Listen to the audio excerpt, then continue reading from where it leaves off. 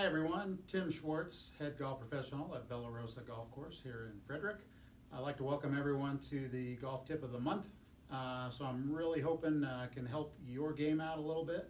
If you don't currently play the game, maybe spur a little interest on learning how to play. So first, for this month, I just wanted to go over some fundamentals. Three things. Number one is the grip and the grip pressure. Number two is going to be ball placement. Number three is going to be distance from the golf ball. All right, so number one, the golf grip.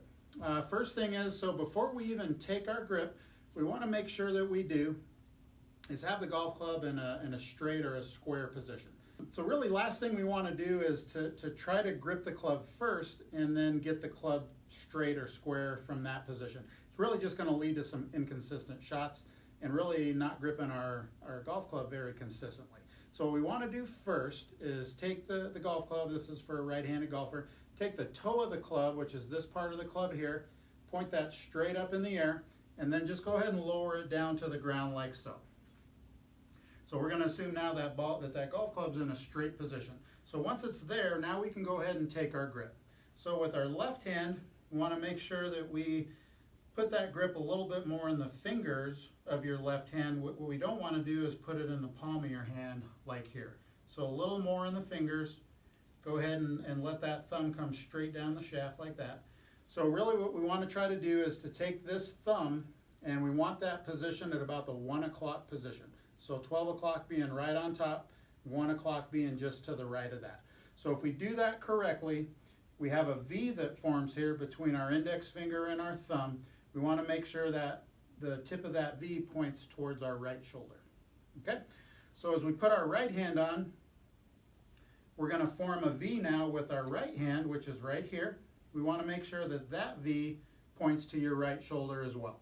So with both hands on the grip, just a quick check you can do, bring that club up like so, look down at those two V's, make sure they both point to the right shoulder. Okay, if you see that right hand looking like this or looking like this, we want to get, again, both V's at the right shoulder.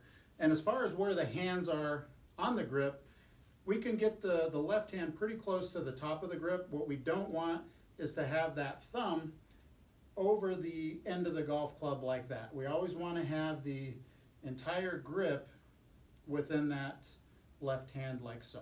Okay? All right, so moving on to grip pressure.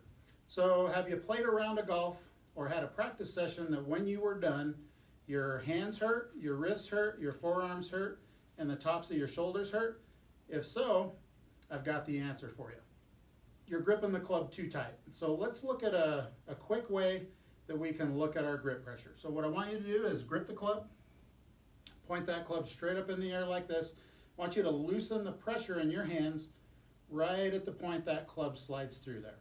Okay? So we don't want the grip light enough to do this, but we really only need enough pressure to really support the weight of the golf club. All right, so if we're thinking of pressure on a scale of 1 to 10, we want to be at about a 6. Okay, so as far as the ball position goes, you can kind of think of two different ball positions. We don't want to get carried away and have 5 or 6 different ball positions. We can simplify it and have 2. So if we're going to hit an iron shot, like I have here, I've got a 9-iron. I'm going to position that ball just left of center, so just left of my belt buckle, like so. So that's for really any of my iron shots in my bag. If I'm going to hit a longer club, meaning hybrid, fairway wood, or driver, ball position there is going to be to the inside of my left heel, like so. Okay? So iron shots, ball just left to center. Longer clubs, inside of the left heel. Okay, so our distance from the ball is going to be the last thing I'm going to talk about today. So being that every golf club in our bag is a different length, we want to find kind of an easy way to determine how far away from the ball we need to be. It's a really pretty easy way to check this. So this is my 9-iron, so only distance I'm going to check, I'm going to set up to the ball, and I want to measure the distance between the end of the golf club and my left thigh.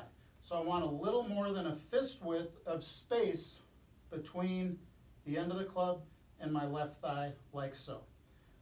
So as I set up to the ball, it's going to look something like this. Going with that same rule, now I've got my driver,